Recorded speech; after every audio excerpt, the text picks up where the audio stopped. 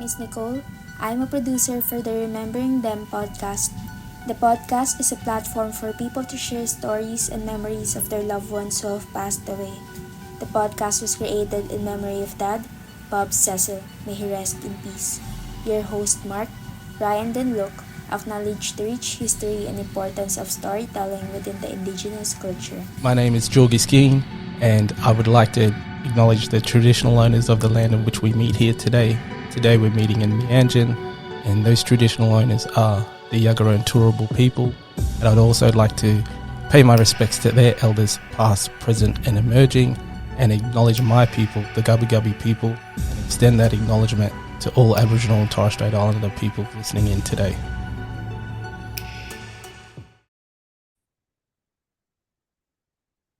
Hello, listeners. Welcome back to the podcast. You're stuck with Mark on a solo recording today. We have a guest coming on, and unfortunately, the guys couldn't make it. Luke and Ryan, that is. I'm not going to give the clues today for this city because it is a well-known city, and also it's a little bit weird just giving clues to myself and having you pause the podcast. So I'll jump straight into the date that this will be released in Australia. Anyway, is Wednesday, the 18th of March, probably on the Tuesday over there if you're listening in the States. But today, Wednesday, the 18th of March, is a Global Recycling Day, which is why Luke and Ryan cannot be on the podcast recording today. They're celebrating Global Recycling Day. Here in Australia, we have 10-cent cans and plastic bottles that if you recycle those, you can take them to a local centre and get 10 cents for every can you select. And I believe Luke and Ryan have a whole trailer load of cans and bottles that they're recycling today. So well done, guys, celebrating Global Recycling Day. Hopefully you make a fair bit of money from that and you can put that towards the podcast. Our guest today is an author and a speaker. She's a remarried widow with 2 adult children and 2 teenage stepdaughters. She's pretty public about herself and her story, but something that a lot of people don't know about her is she's actually very shy. From Los Angeles in California is Jennifer. We have today Jennifer Osler-Bolton. So welcome to the Remembering Them podcast. Officially, Jen, thank you very much for joining us all the way over from Los Angeles in the States. Well, so far away. I've just discovered that apparently I'm speaking with a time traveler. Yes, we chatted about that just before we pressed record, and we appreciate you working out the time difference. It's sometimes a little bit tricky, but we love our friends over in the States and talking to them about everything that's going on over there, but also their stories. There's so many stories all over the world that are grief related. So it's nice bringing this it's a large community, but it sometimes feels like a small community as you would have experienced. I'm sure in the midst of grief. Yeah. Yeah. No, it's so true. It's amazing. We all feel heartache all across the world. It's amazing. We do. Yeah. Well, that's right. That's something unfortunately that humans have in common. But Jennifer, you want to jump straight in and tell us who we're talking about today, what happened to them, and a little bit about your experience, I guess. Yeah, absolutely. So I am sharing my late husband, Ryan Osler, today.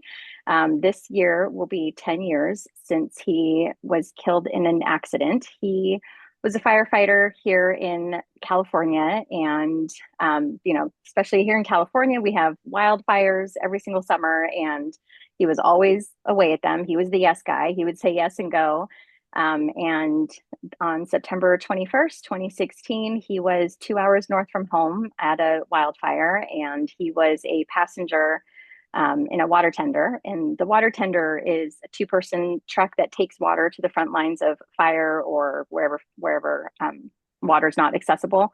Did I say water? I think I said water. Yep, you did. I've noticed. Okay. I've heard myself before, and I get it mixed up. So I just need to clarify, it's water he was taking to the fire. But the driver, he lost control of the vehicle, and it flipped over a couple times and ultimately claimed my husband's life on impact.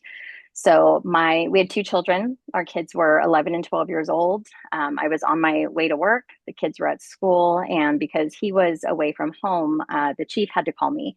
And they didn't know where I worked. They didn't know how to get to me. So everyone was kind of upset, like, oh, the chief had to call you and tell you. But in reality, when it's a firefighter death here in the States, especially, it's in the news rather quickly.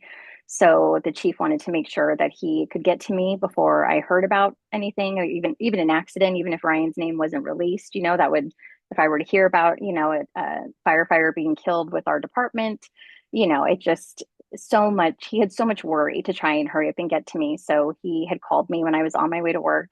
And fortunately, unfortunately, both, fortunately, I wasn't alone. My mom happened to be with me that morning. And typically I didn't drive to work with my mom. We worked for the same medical practice, but we didn't actually work together. So we didn't carpool, we didn't drive together. And thankfully that morning, I was the passenger in her car. So when I got the phone call, I was able to just, I wasn't present because I can't remember much. It was shocking to hear, that type of news, but I didn't have to drive myself back home. I didn't have to think. I could just sit there in the car, and my mom turned around immediately and drove me home. And when I got home, there was the chaplain from the department was waiting for me at our home. And Ryan's death was the first line of duty death in, I think, well, actually, in the history of the department, they did have a line of duty death before him. Sadly, that firefighter had a heart attack on the way to a call, but Ryan was the first, line of duty on a fire type of accident. And so none of us knew what to do or what to expect. And so, immediately there were several department chiefs that were at my home. The fire chief was coming to my home, and we had collectively decided, like, let's leave the kids at school. They didn't have, my son did not have a cell phone. My daughter did have a cell phone, but she didn't have social media or anything like that. So we decided, let's leave them at school while we decide and figure out what to do from here and what this is going to look like. And no sooner after we decided that, someone came to me and said, you need to go and get your kids because it's already in the news, his name and his picture and everything. So even though my daughter did not have social media, other kids do. So we did. My best friend and my husband's best friend, and then a couple, I think a chief and a chaplain, followed me to the school where I went and got my daughter first. And I had to tell them right there at the school because, that's not normal for her to be being pulled out of school, firstly, and then for me to be there with the people that were with me. There was no way I was going to be able to get her in the car, then go pick up her brother, not tell him, and then try and take them somewhere. So I had to tell both of my children at their schools what had happened. And I wouldn't wish that on my worst enemy. That was probably the worst thing that I will prayerfully ever have to do in my life, is to tell my kids that. But oddly enough, I had taken a grief recovery course like 9 months before Ryan died. And I took it because, I had been holding on to a friendship that I had lost in my life. And I kept talking about it, and people kept telling me, like, you need to go take this grief recovery course. And I thought, well, that's ridiculous because nobody in my life that's been close to me has died. So I don't need any grief work. But I finally took it, and I learned a lot from that course. And then obviously not knowing how I would utilize it. But one of the things that I had learned was that for children, especially, even though my kids were 11 and 12, the concept of death, it's hard for adults to comprehend. And for children, it's even more difficult. And so one of the things I learned was to just be direct when talking with kids about death. And so I remembered that teaching. So when I told my kids, I remember just holding both of their faces individually and just having to tell them, there was an accident this morning and Daddy died in the accident, so that there was no confusion and no wondering. And it was awful. And it sounds harsh.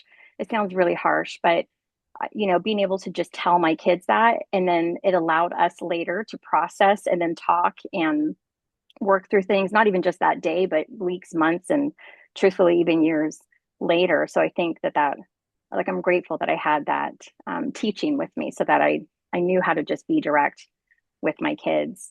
Because yeah, sure enough, my son he had just turned 11 2 weeks earlier, and it was the end of the day that day, and I was sitting outside, and he came outside and sat with me, and he asked me two questions. He said, Mommy, is Daddy really dead? And I said, yes, buddy, he is. And he said, like his heart will never beat again. I said, no, buddy, it won't. And so even though I had been so direct with him in telling him about his dad, his precious little mind was still trying to process what that actually meant. And so that is one thing that now when I do speak with just other widows or family members who have gone through things, it's being direct with your children so that way you can then have further conversations with them. But it was, he went to work and didn't come home. And 10 years later, um, it still hurts. We still miss him. There's not, I see my kids now, they're 20 and 22 years old and they're incredible and they've walked through this so gracefully and I'm so proud of them. And that makes it even harder because I want him to see them, I want him to see how well they've done. But it's something that a loss like this, it doesn't leave you. It only changes you. Yeah. Jen, I just wanted to, I guess, impress on that point around being direct and honest with the children, because we've heard that a number of times from guests Mm, that have lost their partners and how they break that news. And as a father of two myself, it's something that I will carry with me. Hopefully, touch wood, I'll never ever have to do that. But it's something that I will certainly take on board if I ever have in that situation. So I think it's a really important and great piece of advice, whilst it might seem so obviously harsh and hard. I mm. think it's really, really important that we impress on that it's important to give that honest and be truthful about it. Yeah, absolutely. It's Yeah. it's just it's an ugly word. Mm. Nobody wants to talk about death. It's just, it sounds really, really gross, doesn't it? Yeah. Like it's just Yeah. like, oh no, I don't want to say that word. I don't want to say that. I don't want to, we want to make it sound good and our intentions are good, Mm. especially when it comes to kids to keep it soft and keep it light and keep it whatever. But we actually can't see what's happening in their minds. And that was one of the things that I remember being taught was it was a family member, a cousin or something who was killed in an accident. And they went and told their younger cousin, like, oh, we lost, I don't want to say his name just for privacy things, but Sure. let's say, you know, Bobby, we lost Bobby today. And at the time they thought that the child understood what that meant. And it wasn't until like 2 days later that child went to them and said, well, have you found him yet? Yeah. Like they Yeah. just couldn't process what that meant. And so that really stuck with me when I learned about that. And Yeah. that's what helped me to have discussions with my kids. Yeah. So it was actually the vehicle flipping that ultimately took Mm-hmm. Ryan's life, not the fight. Because I think the immediate thing that springs to my mind is firefighter. He's going out to fight a wildfire and it's out of control, and that's possible, more likely how he perished. But he was actually on his way there, and it was the truck rollover that Correct. killed him there. Yeah, he had been assigned to that fire. He died on a Wednesday morning, but he had actually been at the fire since Monday night. So he had already had a full 24 hours. But that was his role for that particular fire, was to be assigned to the water tender and then taking fire, or see, I did it again, taking water to the fire Yeah, lines. So essentially, when it comes to a wildfire, it's the easiest job out there, and it's the most, it's the safest, it's the least dangerous, to just be taking water out there. But the driving conditions it was really dense fog, it was early morning, and because they were away from home, the driver wasn't familiar with the roads, and so he struck a curb on the roundabout, and because of the water weight in the truck, when he overcorrected, that's what took the truck over. And yeah, yeah, Ryan, he was killed on impact. yeah. Were there others in his team in the truck as well that passed away? No, no, it No. was just the two of them, just the driver and Ryan. And fortunately, the driver, he was okay, and he just had some, scrapes and bruises. So I am grateful for that. But yeah, Ryan was the only other passenger in the car or in the truck. Yeah. Yeah. How was that time? And I'm not sure if there's been much or post Ryan passing, if there's been much communication with the driver. That's one question. And then I guess also the grief for yourself and the children. I know we went into how you broke the news to them, but what was that period like for you, for them, for the driver, if there was any communication with him? I actually have not spoken with the driver. I did ask to meet with him. I still would like to. He still works for the fire department, and I haven't we haven't met face to face. I have requested it. I've heard different reasons, why he won't meet me, and I understand that. Yeah. I don't can't even imagine what that would be like to have to see me face to face. But one of the things that I've always said since the beginning was I don't hold any type of resentment. I don't have any type of blame. I do have a strong faith that I think has carried me through, and so I do believe that if Ryan were meant to come home, he would have. So I've never held any type of blame over the driver, but I can't imagine what it would be like to have to see me. I would like to meet him though. I would like to just have that closure together with him. But so as far as he goes, I hear he's doing okay. I'm not sure. One of the things I do remember talking to my kids about, we were just the three of us spoke openly about a lot of things. And so one of the things I remember telling my children is I, to this day, have continually, I feel worse for the driver than I do for us, because he's left with that. He's left with all the what ifs. What if I would have turned this way? What if I would have, you know what I mean? Like, and he's left with the sights and the sounds and just the heavy responsibility of it all. And so I think that's part of the reason too why I don't hold any type of anger towards him, because anger would do nothing to add to his torture of what he's left to carry. So, I mean, we're left with the permanent absence of Ryan, and we're left with the permanent wonder, of what he would be like today and what our life would look like, and how things might be different. What vacations would we have gone on? Those types of things. But I feel like the kids and I together, we can process it. And even still 10 years later, there's not a day that Ryan's name or a thought of him does not come out of somebody's mouth in this household, even if it's something like, oh, your dad always loved this movie, or, a song comes on the radio and, oh, this is your dad's favorite song. Like there's just, I have in almost 10 years, I can't even think of a day where there wasn't a thought or a mention of him. And so I feel fortunate that when we get to talk about Ryan, it's filled with, happiness, it's filled with love, it's filled with memories. It's filled with things that just don't leave you. Whereas for the driver, when he thinks about Ryan, he thinks about something completely different. So I feel fortunate in that way. Whereas,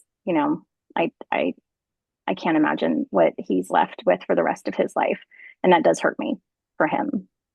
Yeah.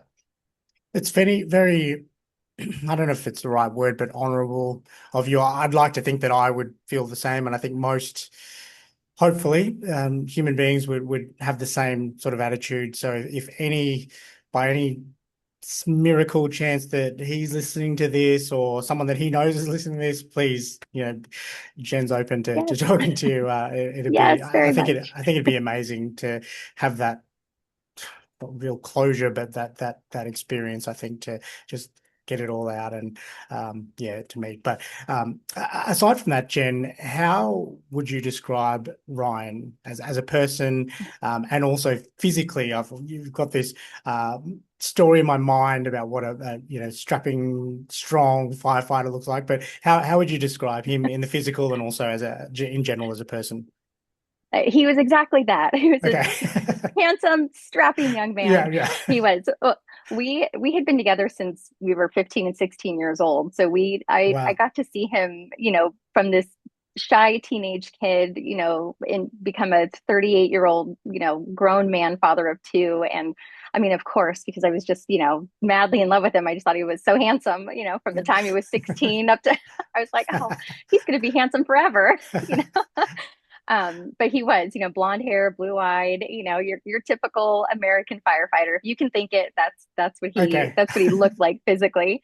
But the top three things about him, his loyalty was just not only with me, but with the department. Like he was so hardworking, he was so well respected within the department.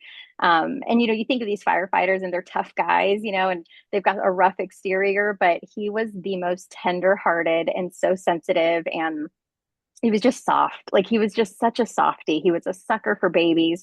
He was a sucker for animals. Like he was just so tender. And I loved that. I kind of loved that there was only a handful of us who knew that about him, like it's, myself, my kids, his mom, his sisters, like there was just a few of us that got to see that soft interior. But he was a good man. Like that's the best way that I can describe him. He just truly was a good man. Yeah, he's just good, like everything that you can encompass, as far as like provision and love and wanting to give us everything. I mean, we're not too far from Disneyland, but he was the kind of guy that not only was like, well, we're going to have Disneyland annual passes, but when we go down, we're going to stay down the night before so we could get up in the morning and have all day at Disneyland, and take the kids out of school for something like this. And, he was that kind of a guy. And I don't know a single person who knew him and had anything to say about him. And he had been with the department for 18 years. And to this day, so many men on the department, they, still wear his sticker, his memorial sticker on their helmets, and they talk about him and they remember him. And, it just says a lot about his character to still be talked about so many years after being gone. Yeah. I can probably assume the answer given the tidbits that you gave there around Disneyland and how you spoke about him, but Ryan as a dad and Ryan as a partner. Oh, he loved kids. Like he was definitely one of those who, loved having kids. We joked because so clearly you can see I'm brunette. I'm, a little bit darker skin, brown eyes, and both of my kids are blonde hair, blue-eyed kids. They look nothing like me. So he used to joke, let's have a third one just to see what it would look like. I was like, that's not a reason to have another baby. But he loved it. And I remember overhearing him, he was having a conversation with one of his sisters. And I remember him, just saying that, he couldn't imagine a life without kids, without having kids. It was everything for him. He really enjoyed it. Our son was super active in baseball and he loved it. He would drive straight from a shift, getting off work. We'd be playing, Brandon would have a game an hour and a half away and he would drive there after working a 24-hour shift. It was everything for him. He absolutely loved it. And I felt fortunate to have him as a partner.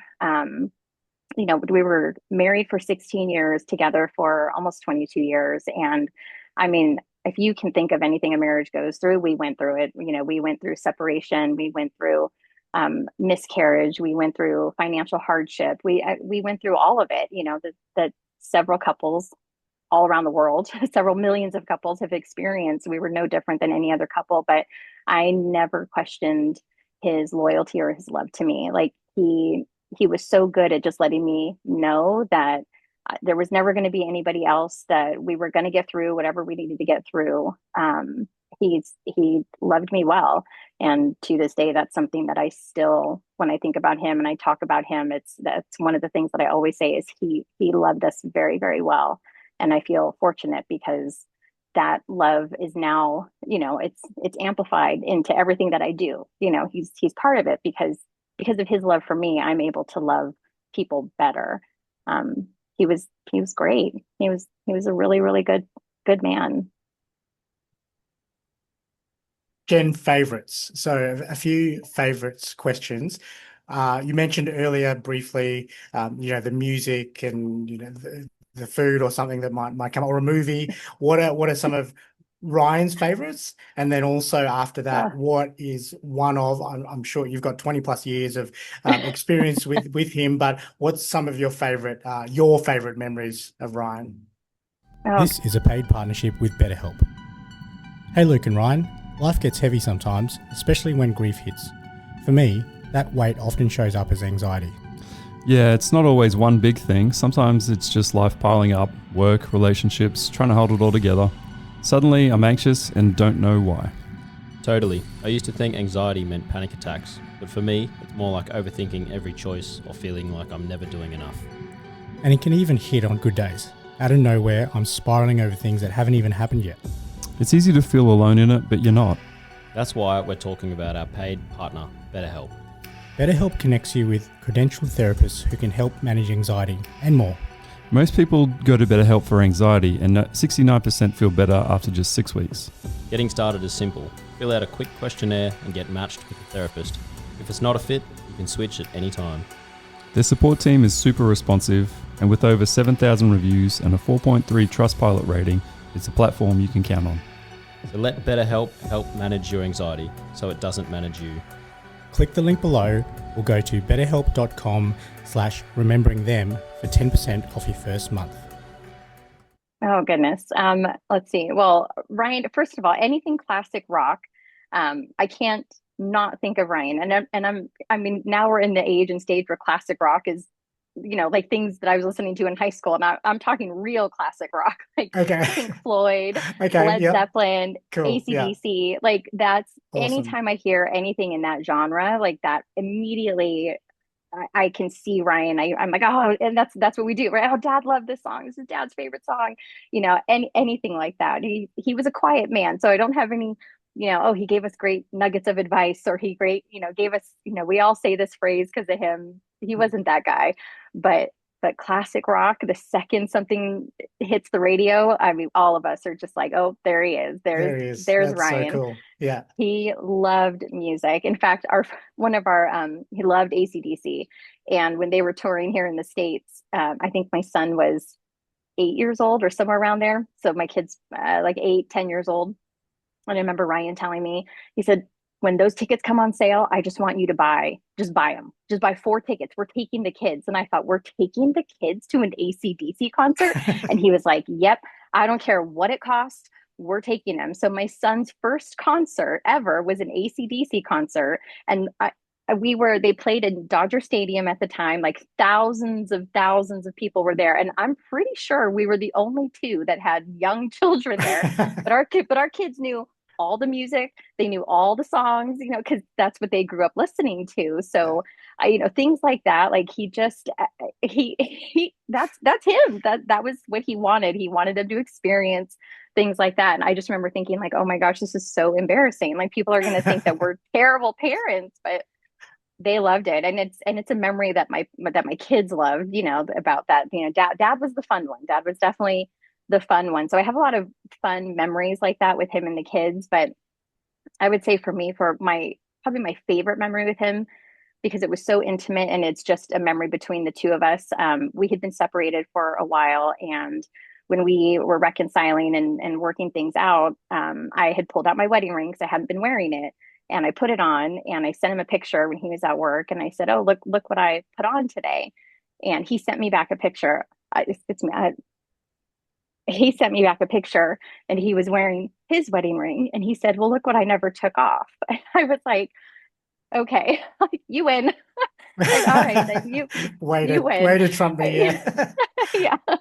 But it was just one of those things that for me, it's my favorite because there's so much symbolized in that moment. And again, it's with that loyalty, and just it really revealed to me just how much he truly loved me, that here I was not wearing my wedding ring and I was out, just like, whatever, this marriage is done, we're over. And it's not like he was home and ran and put on his ring really quick. He was at work and wearing his wedding ring. And so it just, for me in that moment, it was a favorite because that was the tipping point where we were like, okay, we need to make this work, and let's work this out and fix our family. And it was just such a pivotal moment for the 2 of us. And that's for me why it's my favorite memory with him. And also because it's, it was something shared between just the 2 of us. And, when you've got kids and stuff, it's hard to find those moments. Oh, it is. Yeah. I'm right in the midst of that at the moment. So Are you? I appreciate that. Yeah. 4 and 6. So life's pretty crazy for us. Yeah.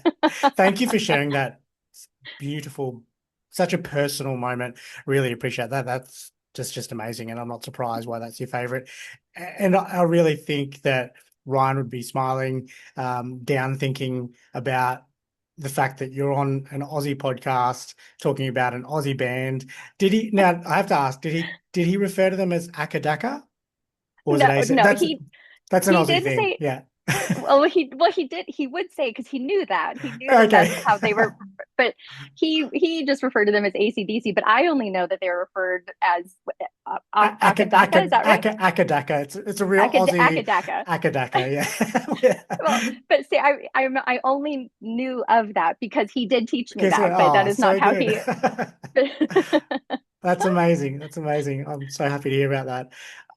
Jen, if you we talked about the advice or the I guess the reflection that you had after the course around being direct and honest with children. In terms of your grief, your personal grief, what advice would you give to anyone else out there that's listening to this and maybe going through something like you, or in the future, unfortunately, go through something like you, whether that be as a as a widow or as a parent? What advice would you give to someone based on your experience? I think my biggest piece of advice would be to not compare yourself, not compare your journey, not compare your healing. Because it is easy, especially with social media now, and there's so many people out there, and you hear stories about people who, oh, I 6 months later, I've sold my house and I've done this and I've done that, and or other people are 6 months later and I still can't get out of bed, or things like that. Like, everyone's journey is so different, and when we start looking at the journeys of other people, it's easy to look at our own journey and then think that, well, we should be doing it this way or we should be doing it that way. And in reality, each journey is our own. People are going to take different steps, people are going to do different things, things are going to feel differently, and the reason for that is because all of our relationships are different. So, in the widow community, especially for younger widows, it's easy to look at other people and think, oh, I should be further along in my healing process, or, I should be doing this, or I should be dating, or I shouldn't be dating, or, things like that. And even though, especially in widowhood, we all lost our spouses, we lost our partners. We didn't lose them in the same way. And all of our relationships with our partners are different. And so, because each relationship is different, the healing process is going to be completely different. And so, when I speak with other widows, I can't emphasize enough that our journey is our own, and it's okay to take your time, and it's okay to take someone's advice and say, you know what, that's not going to work for me, and that's okay. We don't actually know what we need until we need it. So it's hard to decide, okay, by this timeline or by this day or when this milestone happens, I should be feeling this way or that way. And the word should is such a judgmental word, and we don't realize we say it, like, well, I should be doing this, or I should be doing that, or you should do this, or you should have done that, or whatever it is. And so I tell them, eliminate the word should, and then just walk your own journey, because you shouldn't be looking like anybody else. Every journey is different. And I think that that's so important, and it can lead to true healing when we just take a step back and ask ourselves what we need instead of what we should be doing or what our grief journey should be looking like. Great advice. And I can hear Ryan's voice, the co-host of this podcast. He's saying there's no shoulds. There's no shoulds with grief. I think that's what his therapist told him after he lost two of his best friends at a young age. There's no shoulds with grief. So I could hear him as you were saying, all of that bit of advice. So it's really important. It's amazing and great advice as well. Yeah, it's I say should is the dirtiest word in the English language. I say that all the time. So, in fact, I have it here on I have a sticky note on my computer, like should, because I just it's and it's not always said with a negative intention. I don't want to make it sound like if you use the word, your heart is bad. That's not by any means at all what that means. It's just, it's easy to look at somebody else, especially with the access that we have to people all around the world, and say, like, well, yeah, and we do it to ourselves. Like, I shouldn't be feeling this way, or I should be feeling this way. And in reality, it's so individual and so unique. Feel what you feel at the time. Yeah. Exactly. And let yourself feel it at 100%. You don't have to hide it. You don't have to, the right people who know you and love you will take you at 100%. So you don't ever have to hold that back. And if they can't handle it, then you need to go find the right people, because nobody should ever make you feel like you have to hold in what you need to get out. Jen, how do you and the kids remember Ryan today? I know you have the reminders with Akadaka and other things that pop up, but how do you? Is there anything that you do on a particular date or his birthday or Christmas time? What sort of things do you do to keep his memory and legacy alive? Well, for his birthday, we celebrate his birthday. We eat his favorite foods, which were Taco Bell. Okay, nice. That is over here, and I Right, do right. enjoy Taco Bell as well. So I'm with you, Ryan. It was his What? Wait a minute. favorite. What was his order? What was his order? What was He his loved go-to? the nachos Bel Grande and three Taco Supremes and a Diet Coke and Okay, I don't and a think we have burrito all of those supreme. things. It must be a Oh limited no. thing. It's the Oh, yeah. I don't think we have those over here, so it's might have oh to be yeah. not a reason, but That's, next time I'm in the well, States, I'll check it out. definitely. He used to eat it so much that my kids are actually still burnt out on it. So we Yeah, only right. have Taco Bell twice a year. And so we enjoy it on his birthday and then on his anniversary we have Taco Bell. So those are we celebrate those days. I never wanted those days to feel heavy. Yeah. So on the anniversary, the kids and I would call it our family day. So if it were a weekday and they had school, I wouldn't send them to school and we would just have a family day together and we would play board games because Ryan loved to play Monopoly. It was his favorite. So we would play board games and have Taco Bell and watch Aladdin and, whatever it was that he enjoyed doing as a family, that's what we would do. And we still do it. We still do it to this day. Christmas, my husband was one who very much loved tradition. So we always stuck to the same things, and my kids love tradition. So we haven't steered far from what we used to do when he was alive. And so one of the things is the top of our Christmas tree. Every year we used to give him an airplane ornament because he loved aviation and he used to build remote controlled airplanes. So each year we would get him an ornament. And oddly enough, the year that he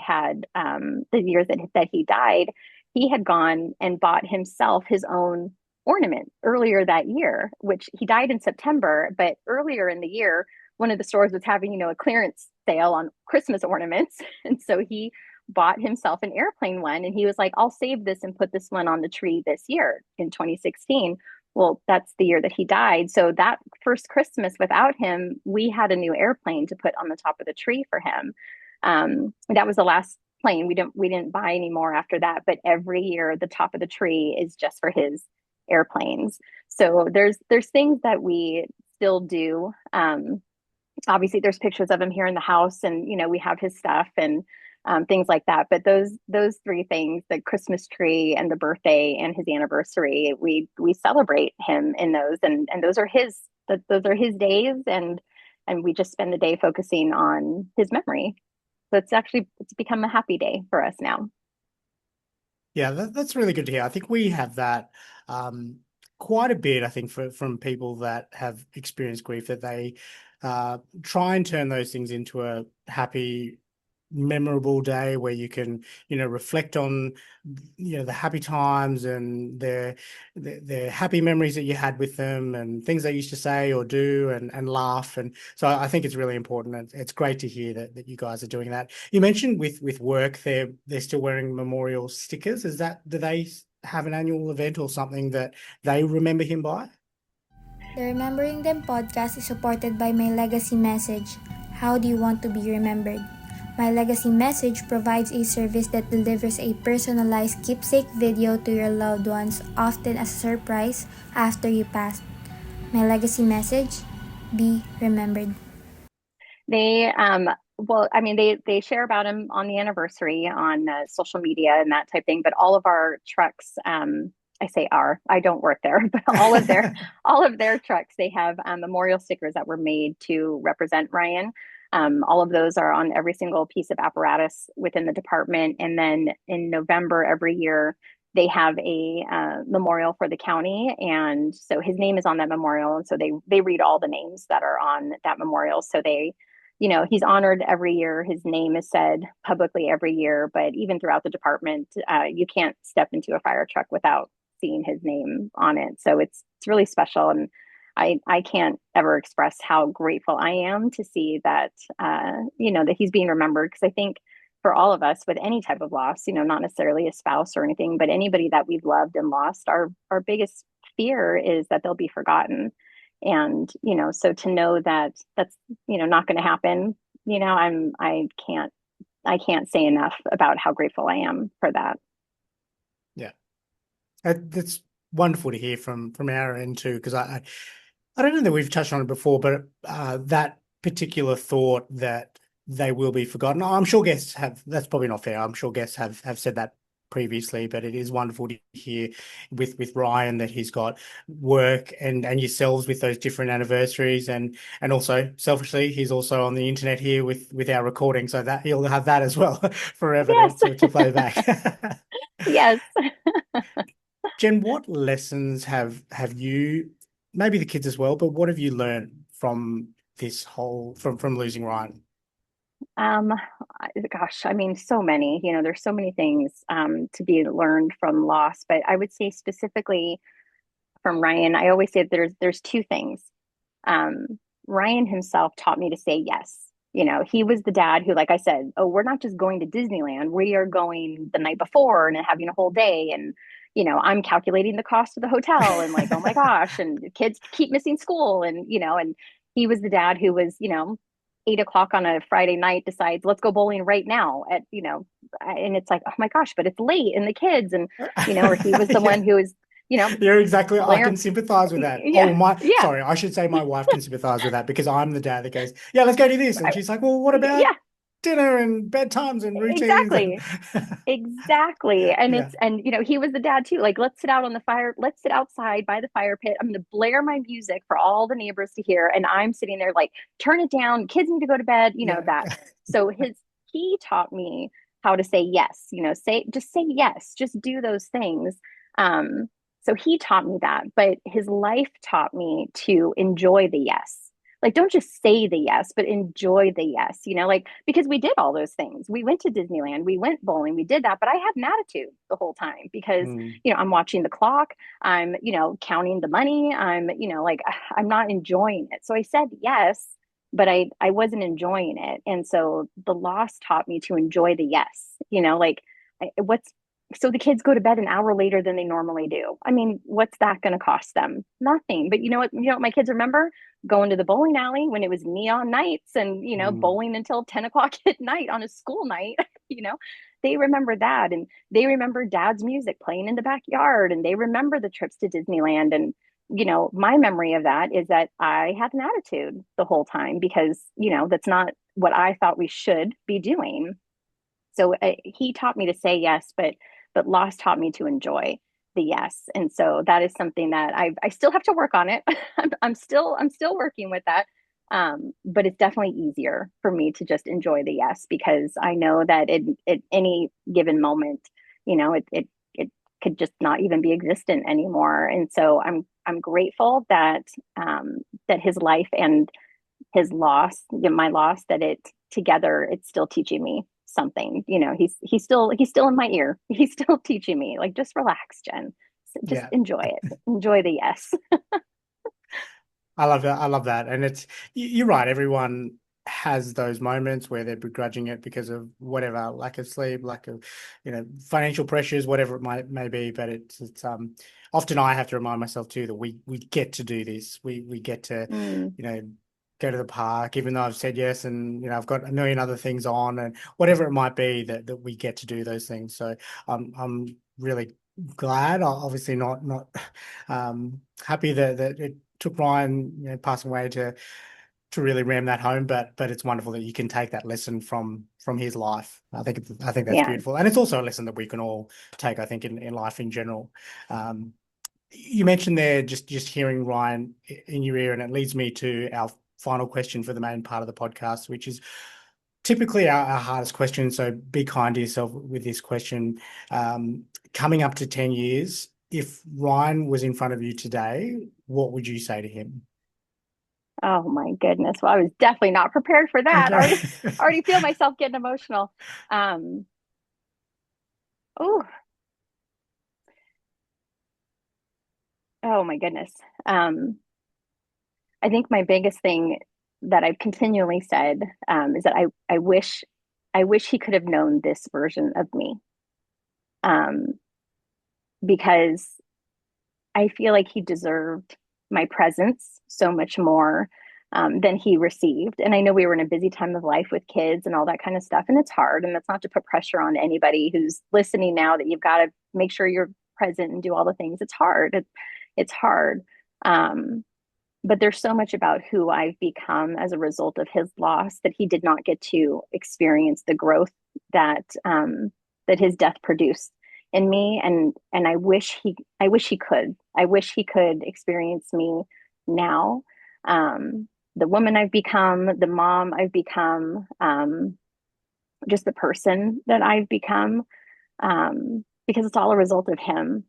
And so it's so much more than just thank you for loving me and thank you for what you've given to me, but it's also an I'm sorry that you didn't get to know this part of me. And that's a hard thing. I think with grief it's just hard to realize, like, oh gosh, you didn't even get to know this person that I am today, but this person that I am today is a result of who you were. And I can't thank him for that. I will one day. I believe that. And I say it out loud constantly. And I fully believe, that he can hear and see and do all those things. And I've never for a minute felt like he wasn't nearby or close and anything like that. But that is just something, if I could have just 2 minutes with him, just to thank him and apologize to him, and just tell him I just wish he could have known the woman that he helped raise. Thank you, Jen. Thank you for being very vulnerable then, and sharing that your personal thoughts around it. I think there's a number of times throughout this chat where I've thought, oh, geez, it's made me think and reflect on things as well. And part of that, the answer you just gave then is with my relationship with Dad, also thinking, I wish again that if he was in front of me, that he would see what I've done and the dad I've become and the person I've become on the back of his death, as unfortunate Right. it is. So that's you've made me think along those lines. And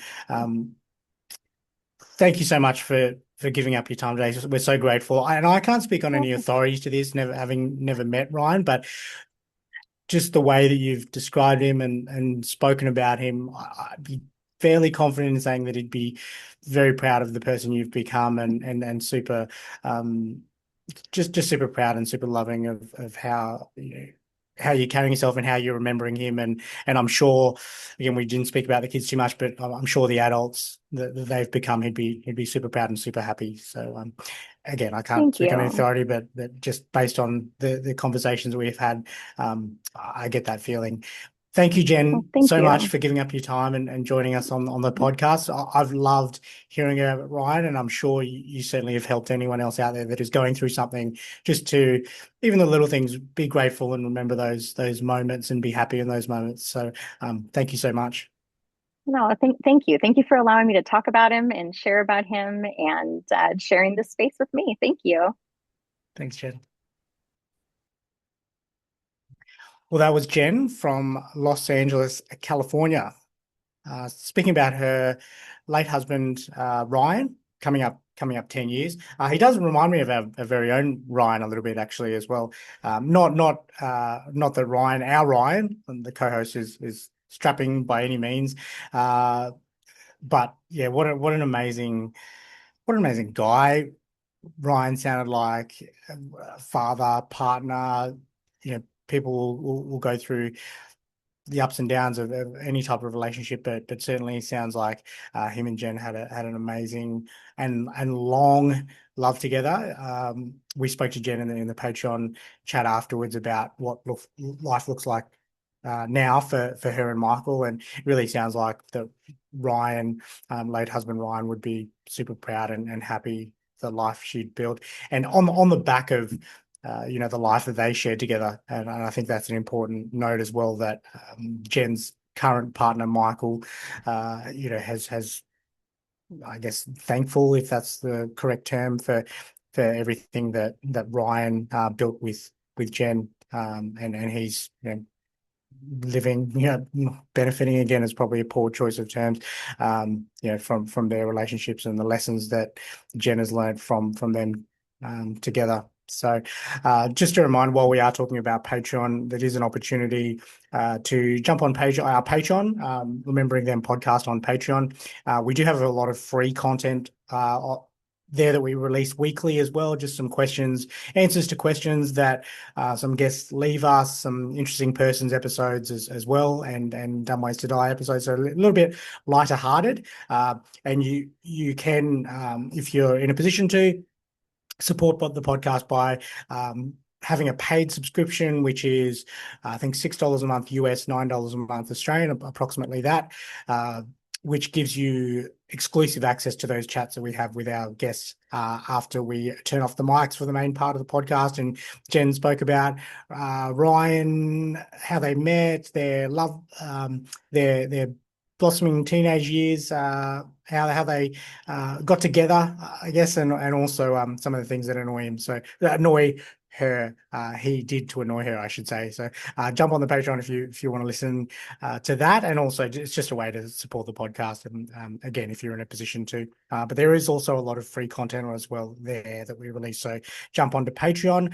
Reminder as well that we have the My Legacy message service, an opportunity to leave video messages to your loved ones, often a surprise after you pass. And 10 years ago for Jen, we didn't have we had technology, but not to the extent that we do today with social media, and everything's recorded and photos and all the rest of it. So the My Legacy Messages service is a service where you can record video messages to your loved ones, often a surprise, which will be delivered to them after you pass away. mylegacymessage.com.au, also another support of the podcast.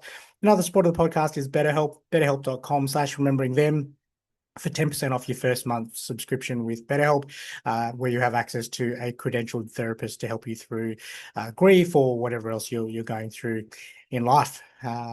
Reminder to give the podcast a rating and review. 5 stars ideally. We'd love to show up on anyone looking for a grief-related conversation, whether that be a widower like Jen or anybody else that would just benefit from hearing stories and memories of other ones that have passed, to help them through what they are going through. Last reminder to jump on our socials, Remembering Them podcast on all of the socials, main one being Instagram. Give us a follow. That would be fantastic. And share this episode with anyone that you think would benefit from hearing about Ryan's story, Jen and Ryan's story, I should say. It was a really wonderful chat. And thank you again, Jen, for jumping on and joining us and working out that time difference. It was a really wonderful hearing about Ryan. And, again, in the Patreon, Jen mentioned that's what people, I'm paraphrasing here, but that's what people that have lost loved ones, not just widows, but anyone wants to do, is just talk about their loved ones and ensure they're not forgotten. So Ryan, we haven't forgotten about you. Akadaka, that was an amazing link there. So ACDC for the Americans that aren't familiar with the Aussie slang, ACDC, Akadaka, that was awesome. That was an awesome little time. And so thank you for listening to this episode. Hopefully joined by Luke and Ryan for the next one. They're off, as I mentioned at the start, enjoying Global Recycling Day. Hopefully they're making some money there and they can put that into the podcast.